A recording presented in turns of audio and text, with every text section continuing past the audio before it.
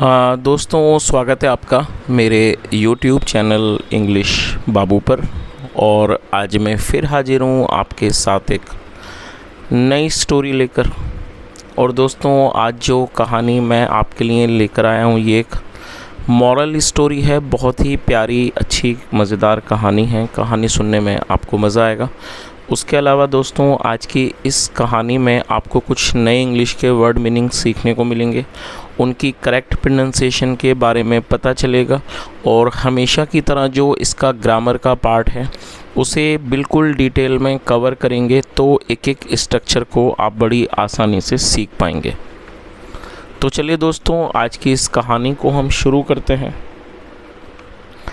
और सबसे पहले कहानी का टाइटल देखते हैं। कहानी का टाइटल है पैडलर ऑफ काला धाम। क्या अर्थ हुआ दोस्तों? पैडलर एक नाउन है और पैडलर का मतलब होता है फेरी वाला। ऐसा व्यक्ति जो घूम घूम कर अपने जो सामान है उन्हें बेचता है, उसको पैडलर कहा जाता है। तो क्या अर्थ हुआ? द पैडलर ऑफ काला धान का मतलब हुआ कि काला धान का फेरी वाला। तो दोस्तों, ये आज की इस कहानी का टाइटल है, शीर्षक है। और अब मैं इसे पढ़ना शुरू करता हूँ। आप लोगों से रिक्वेस्ट है कि आप इस कहानी को बिल्कुल ध्यान से सुने। और दोस्तों, जैसा मैं आपको बताता हूँ कि ज़्यादातर स्टोरीज़ में आपको नए नए वर्ड देखने को मिलते हैं, तो मेरी आपसे रिक्वेस्ट है कि जब आप मेरी वीडियोस देखें तो आप हमेशा ही कॉपी पेन साथ में लेकर बैठें, ताकि आप जो जो नए वर्ड्स आपको मिलें तो आप उन्हें नोट भी साथ साथ कर सकें। तो चलिए इसको दोस्तों शुरू करते हैं। और मेरी आपसे रिक्वेस्ट है, यदि वीडियो पसंद आए तो लाइक भी ज़रूर करें। तो चलिए इसको शुरू करते हैं। Long ago there was a peddler. क्या मतलब हुआ दोस्तों? ये जो वाक्य है ये एक सिंपल पास्ट का सेंटेंस है। सिंपल पास्ट का मतलब होता है जब हम पास्ट में कोई ऐसा वाक्य बनाते हैं जहाँ वॉज या वर का इस्तेमाल हेल्पिंग वर्ब के रूप में किया जाता है, साथ में नाउन या फिर एडजेक्टिव को लेकर वाक्य को बनाया जाता है। और दोस्तों, सिंपल पास्ट या सिंपल प्रेजेंट में कभी भी वर्ब का इस्तेमाल नहीं किया जाता है। उसके अलावा दोस्तों, इस चीज़ का भी ध्यान रखें कि यदि इस तरह के वाक्यों में देयर का यूज़ किया जाएगा पहले, तो वहाँ देयर का कोई अलग से मीनिंग नहीं निकाला जाता है। तो क्या अर्थ हुआ? लॉन्ग अगो, बहुत समय पहले, देयर वॉज ए पैडलर, एक फेरी वाला था। ही lived in a village called काला धाम। दोस्तों, ये जो वाक्य है ये एक पास्ट इंडेफिनिट का अफर्मेटिव वाक्य है, जहाँ पर सेकंड फॉर्म लगाई जाती है। लिव का मतलब होता है रहना, किसी स्थान पर निवास करना। ही लिव्ड, वह रहता था, इन अ विलेज, एक गाँव में, कॉल्ड काला धाम। तो पूरी लाइन का क्या अर्थ निकला? वह एक काला धाम नामक गाँव में रहता था। Night after night he had the same dream. और दोस्तों, जो ये जो शब्द है DREAM, ड्रीम, ऑलरेडी आप इसकी मीनिंग जानते हैं। ये एक अपने आप में वर्ब है, साथ में ये नाउन भी है, तो आप इसे भी ज़रूर नोट करें। Night after night he had the same dream का मतलब हुआ कि हर रात उसे एक ही सपना आता था। In his dream a voice told him that if he went to Kolkata and stood on the Hooghly bridge he would get a wonderful piece of news. क्या अर्थ हुआ? इन हिज ड्रीम का मतलब हुआ उसके सपने में। अ वॉइस टोल्ड हिम। और दोस्तों, ये भी पास्ट इंडेफिनिट का वाक्य है, जहाँ पे सेकंड फॉर्म आपको यहाँ लगाई गई है। इन हिज ड्रीम, उसके सपने में। अ वॉइस टोल्ड हिम, एक आवाज़ उसको बताती थी, that if he went to Kolkata, यदि वह कलकत्ता जाता है, and stood on the Hooghly bridge, और हुगली ब्रिज जो है, और ब्रिज का मतलब पुल, और हुगली एक वहाँ पर कोई पुल है जिसको हुगली ब्रिज कहा जाता है। तो क्या अर्थ हुआ कि उसके सपने में एक आवाज़ उसको बताती कि यदि वो कलकत्ता जाता है, Kolkata, and stood on the Hooghly bridge, और वो हुगली पुल पर खड़ा हो जाता है, he would get a wonderful piece of news, उससे एक बहुत अद्भुत खबर मिलेगी। चलिए आगे देखिए।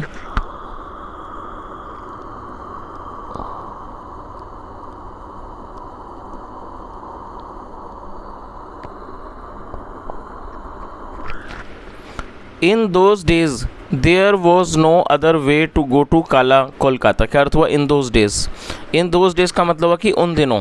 There was no other way to go to काला धाम, उन दिनों no other way to go to Kolkata, मतलब कोलकाता जाने का कोई भी रास्ता नहीं था, कह सकते हैं कोलकाता जाने का कोई भी साधन नहीं था। The peddler shrugged of the dream thinking that it was nonsense. दोस्तों आप इसे नोट कर लीजिए। श्रग ऑफ का मतलब होता है किसी चीज़ को नज़रअंदाज करना, टालना, किसी चीज़ को हल्के में लेना। कई बार ऐसी चीज़ें होती हैं जो हम मतलब हमें उन चीज़ों पर विश्वास नहीं होता, तो हम उन चीज़ों को बड़ा हल्के में लेते हैं, उन पर विश्वास नहीं करते, उनको टाल देते हैं, या फिर कह सकते हैं नज़रअंदाज करते हैं, उसे अनसुना कर देते हैं, उसे श्रग ऑफ कहा जाता है। तो क्या अर्थ हुआ? The peddler shrugged of the dream, मतलब जो पैडलर था, फेरी वाला था, उसने अपने सपने को क्या करा? नज़रअंदाज कर दिया। थिंकिंग, ये सोचते हुए, that it was nonsense. Nonsense का मतलब होता है बकवास, बेकार की बात। क्या अर्थ हुआ कि जो पैडलर था, फेरी वाला था, उसने अपने सपने को नॉनसेंस मतलब कि बकवास मानते हुए उसने उसको नज़रअंदाज कर दिया। However the dream became constant. दोस्तों कॉन्स्टेंट को आप ज़रूर नोट कर लें। एडजेक्टिव है, कॉन्स्टेंट का मतलब होता है लगातार होने वाला, और बिकम मतलब होना, बनना, और ये सेकंड फॉर्म है, और ये पास्ट इंडेफिनिट का ही वाक्य है जहाँ पे सेकंड फॉर्म लगाई गई है। However the dream became constant का मतलब हुआ कि हालांकि जो सपना था वो कांस्टेंट हो गया, मतलब कि वो लगातार आने लगा। Finally he was left with no other choice except to undertake the journey to Kolkata. क्या अर्थ हो? फाइनली। फाइनली का अर्थ होता है कि अंततः, आखिर में। मतलब क्या हुआ कि अंततः, या कह सकते हैं आखिर में, he was left with no other of choice, मतलब उसके पास कोई भी चॉइस, मतलब कि कोई भी उसके पास इसका मतलब हुआ दोस्तों कि उसके पास कोई भी मतलब विकल्प नहीं बचा, कोई भी रास्ता नहीं बचा है। कई बार इसे लाचार होने के लिए भी इसका इस्तेमाल किया जाता है। तो इस तरह से क्या हुआ? He was left with no other choice, उसके पास कोई भी विकल्प नहीं बचा है, रास्ता नहीं बचा, एक्सेप्ट, सिवाय इसके, टू अंडरटेक द जर्नी, इस यात्रा को करने के, टू कोलकाता, कोलकाता के लिए। तो दोस्तों इस तरह से पूरी लाइन का क्या अर्थ निकला कि finally he was left with no other choice except to undertake the journey to Kolkata, मतलब अंत में उसके पास कोई भी विकल्प नहीं बचा सिवाय इसके कि वो ये जो यात्रा है कलकत्ता की, उसे वो करे। ही सेट ऑफ फॉर कोलकाता, वह कोलकाता के लिए निकल पड़ा। ही अराइव्ड एट कोलकाता, और दोस्तों ये भी पास्ट इंडेफिनिट का वाक्य है जहाँ पे सेकंड फॉर्म लगाई जाती है। अराइव का मतलब होता है कहीं पर आना, पहुँचना, आगमन होना। सेकंड फॉर्म में arrived. He arrived at Kolkata, वे कल कोलकाता आ गया।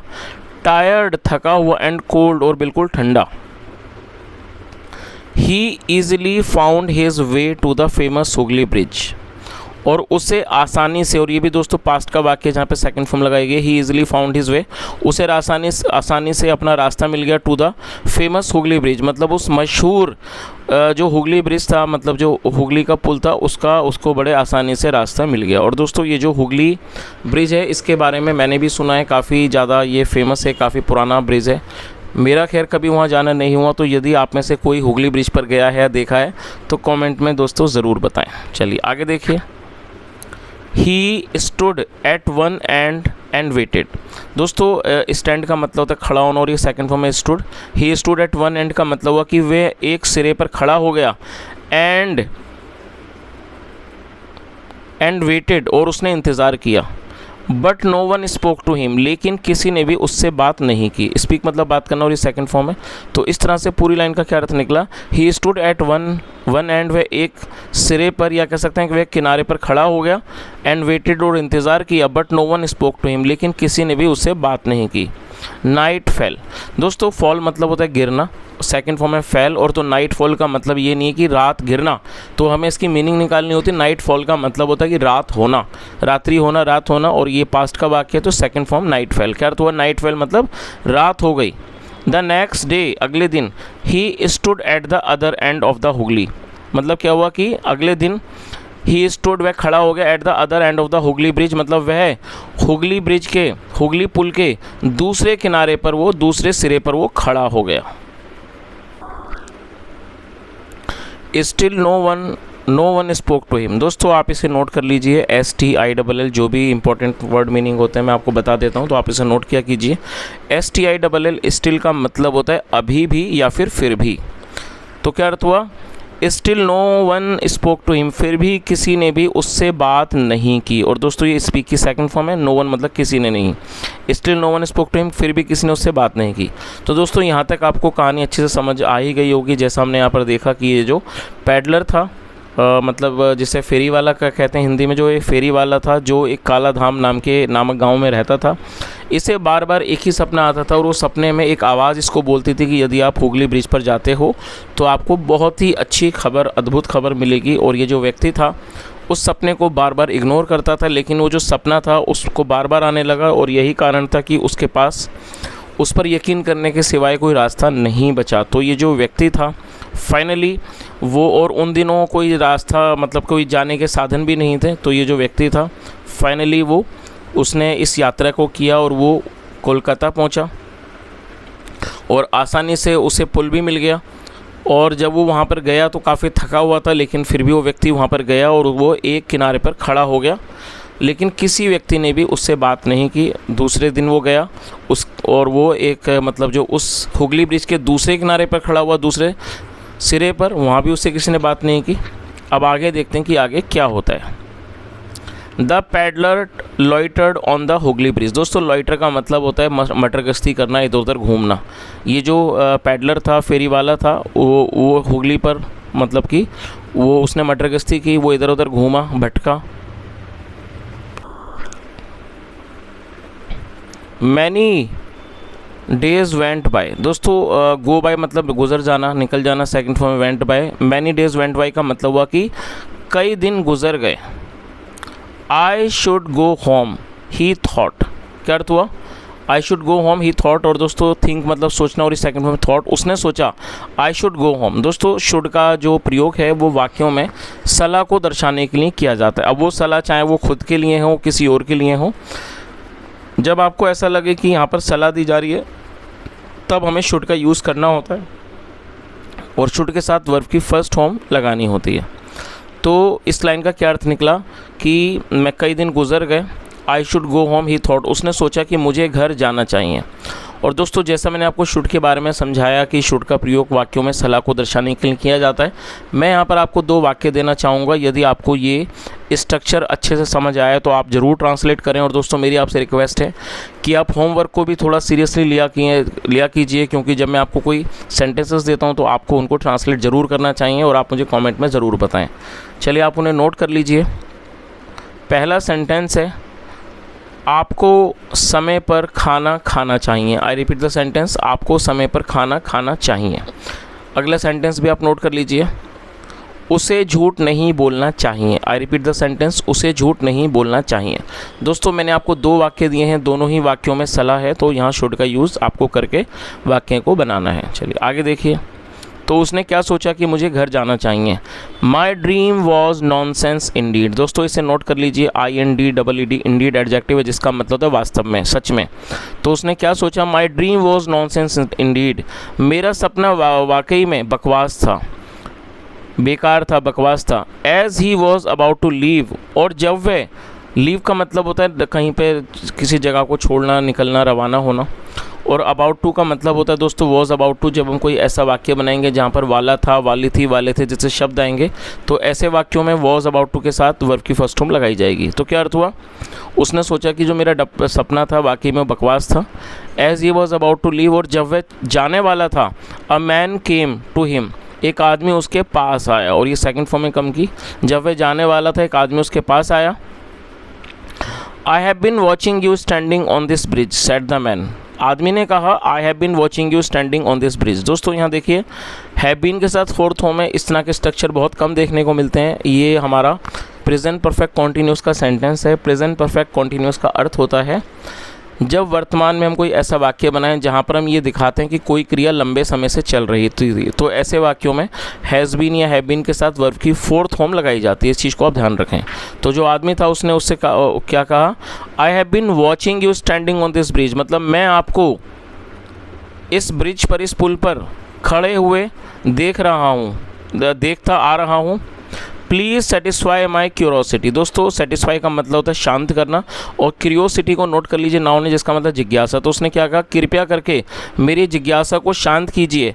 एंड टेल मी, और मुझे बताइए, what are you doing here, आप यहाँ पर क्या कर रहे हो। तो दोस्तों यहाँ तक भी कहानी आपको समझ आई गई होगी। जब वो व्यक्ति ने सोचा कि भाई कोई भी मुझसे बात नहीं कर रहा, तो उसे लगा कि जो मेरा सपना है बिल्कुल, क्योंकि कई दिन गुजर गए थे तो उसे ऐसा लगा कि अब मुझे घर जाना चाहिए, क्योंकि जो मेरा सपना था वो वास्तव में बकवास था। लेकिन जब वो उस जगह से जाने वाला था तभी एक आदमी आया, उसने उसको बोला कि मैं कई दिनों से आपको इस पुल पर खड़े हुए देख रहा हूँ, तो कृपया करके आप जो मेरी जिज्ञासा है उसको शांत कीजिए और मुझे बताइए कि आप यहाँ पर क्या कर रहे हो।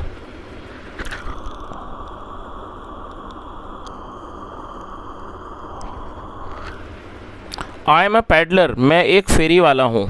और दोस्तों ये सिंपल प्रेजेंट का वाक्य है। जिस तरह सिंपल पास्ट में हम वॉज वर लगाते हैं, ठीक उसी तरह से सिंपल प्रेजेंट में इज एम आर का यूज़ किया जाएगा। आई के साथ एम का यूज़ हेल्पिंग वर्ब के रूप में किया जाता है। तो उसने क्या कहा, आई एम ए पैडलर, मैं एक फेरी वाला हूँ। आई हैड ए ड्रीम, मुझे एक सपना आया था। विच टोल्ड मी, जिसने मुझे बताया, दैट कि if I came to Hooghly bridge, यदि मैं हुगली पुल पर आऊँ, I would be given a wonderful message, मुझे एक अद्भुत संदेश दिया जाएगा। और दोस्तों ये पैसिव है वुड बी के साथ हर्थ फॉर्म। तो उसने क्या कहा कि मैं एक फेरी वाला हूँ, मुझे एक सपना आया था और मतलब कि मुझे बताया गया कि यदि मैं हुगली पुल पर आता हूँ, आई would be given a wonderful message, मुझे एक अद्भुत संदेश दिया जाएगा। दिस इज़ द रीज़न, ये कारण है, why I am standing here, कि मैं यहाँ पर खड़ा हुआ हूँ। आंसर्ड द पैडलर, उस पैडलर ने, फेरी वाला ने जवाब दिया। चलिए दोस्तों आज इस कहानी को हम यहीं तक रखते हैं, क्योंकि थोड़ी सी बड़ी स्टोरी है, तो मैं कोशिश करूँगा इसके सेकंड पार्ट को बाद में कवर करने की। यदि आपको आज की कहानी अच्छी लगी हो, आपने कुछ सीखा हो, मेरा पढ़ाने का प्रयास भी अच्छा लगा हो, तो आप इस वीडियो को लाइक करें, शेयर करें, चैनल को ज़रूर सब्सक्राइब करें। यदि आपका कोई भी सुझाव हो तो कमेंट में ज़रूर बताएं। और दोस्तों कई बार आप लोग बोलते हैं कि सर आप वीडियो मतलब कहानी, ये जो स्टोरी है कहाँ से लाते हैं, कौन सी बुक है, इसका नाम बताइए।